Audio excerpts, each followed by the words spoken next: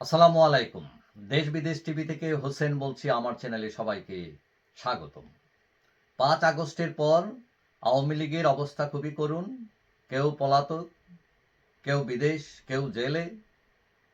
এই অবস্থায় প্রায় ৫ মাস হয়ে গেল, কিন্তু আওয়ামী লীগ দাঁড়াতে পারছে না পারবে, তার ভবিষ্যৎ কি হবে, এগুলো নিয়ে বিভিন্ন প্রশ্ন দেখা দিয়েছে। এখন আওয়ামী লীগকে ফেরানোর জন্য বিভিন্ন ধরনের হুমকি দামকিও আছে। যে ছাত্রনেতা হাসনাত আব্দুল্লাহ তিনি গতকাল বৃহস্পতিবার বলছেন, হয় আওয়ামী লীগ থাকবে, না হয় আমরা থাকব। আবার তাদের কেউ কেউ অভিযোগ করছেন যে কিছু কিছু দল আওয়ামী লীগকে পুনর্বাসনের চেষ্টা করছে। এখন আওয়ামী লীগ হচ্ছে বিরাট এক দল, যতই চাপায়া রাখেন এটা থামবে না। এটা ওই যে বললাম না, এর আগে বলছি, পানির ধর্মের মতো, মানে আপনি বাদ দিলেও ছুঁয়ে ছুঁয়ে আসবে। এখন তাই হচ্ছে। এখন এই যে সামনে নির্বাচন আসবে, আওয়ামী লীগকে কয় আটকানো যাবে? তাদের যদি দল থেকে নির্বাচন করতে দেওয়া না হয়, স্বতন্ত্র হলেও তারা করবে। কয়জনকে আটকাবে? ছাত্ররা বলছে যে আগে বিচার, তারপরে আওয়ামী লীগকে নির্বাচনের বিষয় কথা হবে, নাইলে কোনো কথা নাই। এখন সরকার বিভিন্ন মত বিনিময় সভা করছে, সেখানে আওয়ামী লীগ নাই, জাতীয় পার্টি নাই, 14 দল নাই, এবং 50% প্রতিনিধিত্ব করা দল বাদ দিয়ে জাতীয় ঐক্যভাবে করবেন তারা, এবং এই নির্বাচন করলে সেটা গ্রহণযোগ্য হবে কিনা, এইগুলো নিয়ে প্রশ্ন উঠেছে, এবং সরকারও জানে এগুলো গ্রহণযোগ্য হবে না।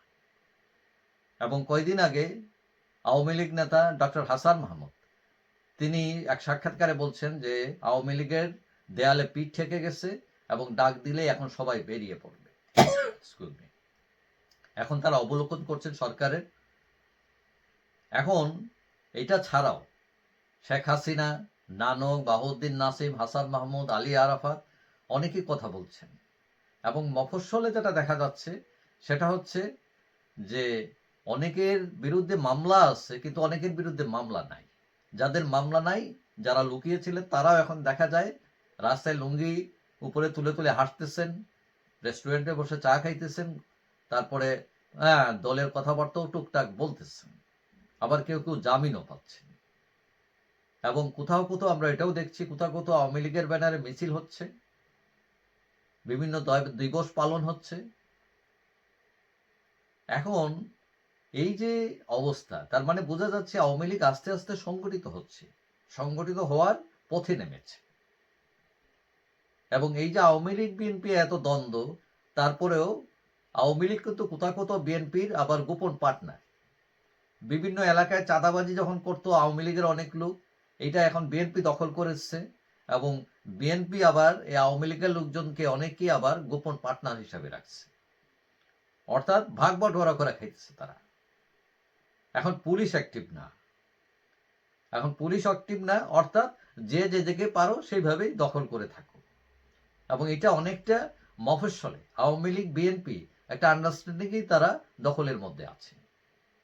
এখন কেউ কেউ মনে করছেন যে সমীকরণ আস্তে আস্তে বদলাচ্ছে, বিশেষ করে ছাত্রদের অত্যাচারে বিএনপিরাও এখন অতিষ্ঠিত, তাদের দিকে চোখ রাঙাতেছে, এবং এইটাকে সুযোগ করে আওয়ামী লীগ আবার স্টেপ দিতে পারে। এবং কেউ কেউ মনে করছেন আগামী 3 মাসের মধ্যেই আওয়ামী লীগ তার কার্যক্রম শুরু করতে পারে। যাই হোক, সবাই ভালো থাকবেন। আশা করি দেখা হবে অন্য কোনো ভিডিওতে, ইনশাআল্লাহ। আল্লাহ হাফিজ।